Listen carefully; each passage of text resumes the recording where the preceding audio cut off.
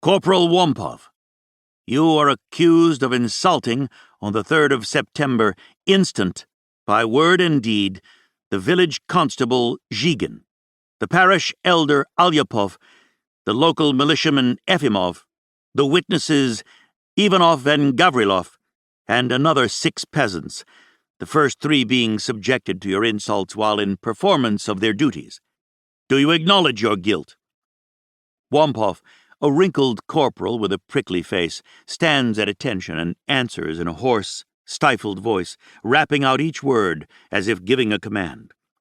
Your Honor, Mr. Justice of the Peace, it transpires that by all the articles of the law, there is the following reason for attesting to each circumstance in its reciprocity. The guilty party is not me, but all the others. This whole business occurred on account of a dead corpse.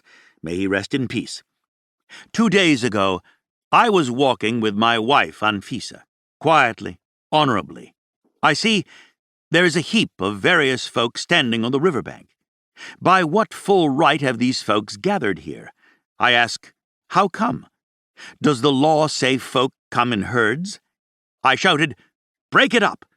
I started pushing the folk so they'd go to their homes, ordered the militiamen to drive them away. Excuse me, but you're not a policeman or a headman. What business have you got dispersing folk? None.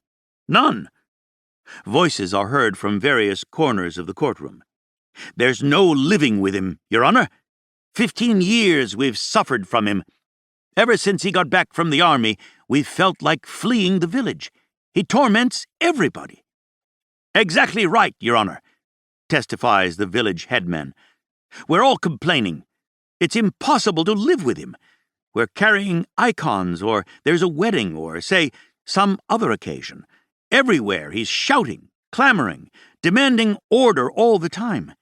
He boxes the children's ears, keeps an eye on the women like a father-in-law, lest there be some mischief.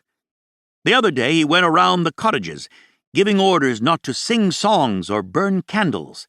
There's no law, he says, that allows you to sing songs. Wait. You'll have your chance to give evidence, says the Justice of the Peace. Now let Whompov continue. Continue, Whompov. Yes, sir, croaks the corporal. You, Your Honor, are pleased to say I have no business dispersing folk. Very well, sir.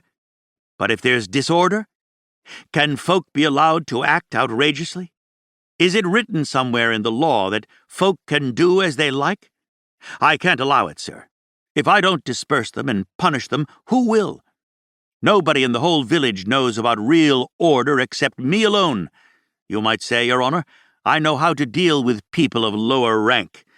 And, Your Honor, I can understand it all. I'm not a peasant. I'm a corporal, a retired quartermaster. I served in Warsaw, at headquarters, sir.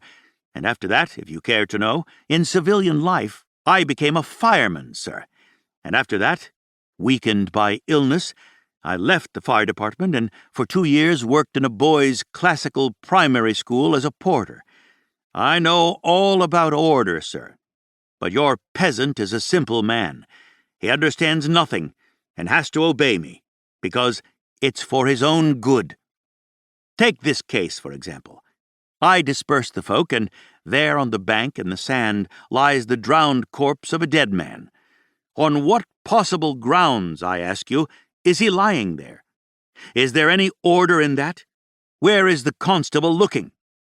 Why is it, constable, I say, that you don't inform the authorities? Maybe this drowned dead man drowned on his own, and maybe it has a whiff of Siberia. Maybe it's a criminal homicide. But Constable Zhigin pays no attention. He just smokes his cigarette. Who have we got giving orders here? He says. Where, he says, did he come from? Don't we know, he says, how to behave without him? Meaning you don't know, fool that you are, I say, since you're standing here paying no attention. I, he says, already informed the district superintendent yesterday. Why the district superintendent, I ask? By what article of the legal code? In such a case, when there's a drowning or a hanging or the like, in such a case, what can the superintendent do? Here, I say, we have a criminal case, a civil case. Here, I say, you must quickly pass the torch to the honorable prosecutors and judges, sir. And first of all, I say, you must draw up a report and send it to the honorable justice of the peace. But he, the constable, listens to it all and laughs. And the peasants, too. They all laughed, Your Honor. I'll testify to it under oath. This one laughed, and that one laughed, and Zhigin laughed. Why bare your teeth? I say. And the constable says, the justice of the peace, he says, doesn't judge such cases. At those words, I even broke into a sweat. Didn't you say that, constable? The corporal turned to Constable Zhigin. I did. Everybody heard you say in front of all those simple folk, the justice of the peace doesn't judge such cases. Everybody heard you say that. I broke out in a sweat, Your Honor. I even got all scared. Repeat. I say, you this and that. Repeat what you said. Again, he says the same words. I say to him, how can you speak that way about an honorable justice of the peace? You, a police officer, are against the authorities? Eh? Do you know, I say, that for such talk the honorable justice of the peace, if he's of a mind to, can pack you off to the provincial police department on account of your untrustworthy behavior? Do you know, I say, where the honorable justice of the peace can send you for such political talk? And the elder says, the justice, he says, can't stake out anything beyond his boundaries. He only has jurisdiction over minor offenses. That's what he said. Everybody heard it. How dare you, I say, belittle the authorities? You, brother, I say, don't start joking with me, or things will go badly for you. In Warsaw, or when I was a porter in the boys' primary school, whenever I'd hear such inappropriate talk, I'd look around for a policeman. Come here, officer, I'd say, and report it all to him. But here in the village, who can I tell? I flew into a rage. It upsets me that folk nowadays are sunk in willfulness and disobedience. I took a swing and, not hard, of course, but just right, lightly, so that he wouldn't dare say such words about Your Honor. The constable stood up for the elder. So I gave it to the constable, too, and so it went. I lost my temper, Your Honor, but, well, it's really impossible without a beating. If a stupid man doesn't get a beating, the sin's on your soul, especially if there's something up, some disorder. I beg your pardon. There are people who look out for disorder. That's why we have the constable, the headman, the militiaman. A constable can't look out for everything, and a constable doesn't understand what I understand. But don't you see that it's none of your business? What's that, sir? How is it not mine? Strange, sir. People behave outrageously, and it's none of my business. Should I praise them, then, or what? So they complain to you that I forbid singing songs.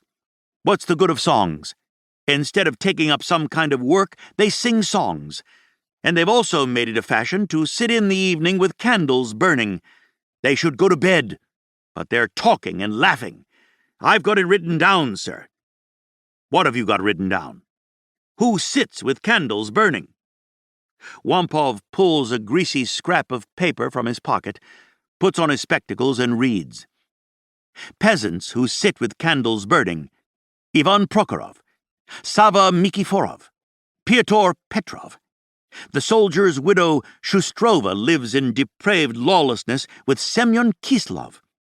Ignat Sverchok is taken up with magic, and his wife Mavra is a witch who goes by night to milk other people's cows. Enough, says the justice, and he starts to interrogate the witnesses. Corporal Whompov raises his spectacles on his brow and looks in astonishment at the justice, who is obviously not on his side. His popping eyes flash, his nose turns bright red. He stares at the justice, at the witnesses and simply cannot understand what makes this justice so flustered, and why whispering and restrained laughter are heard from all corners of the courtroom. He also cannot understand the sentence: a month in jail. "What for?" he says, spreading his arms in bewilderment. "By what law?" And it is clear to him that the world has changed and that living in it is no longer possible. Gloomy, dismal thoughts come over him. But, leaving the courtroom and seeing the peasants crowding around and talking about something, he, by force of a habit he can no longer control, stands at attention and shouts in a hoarse, angry voice, "Break it up! Don't crowd around! Go home!" 1885.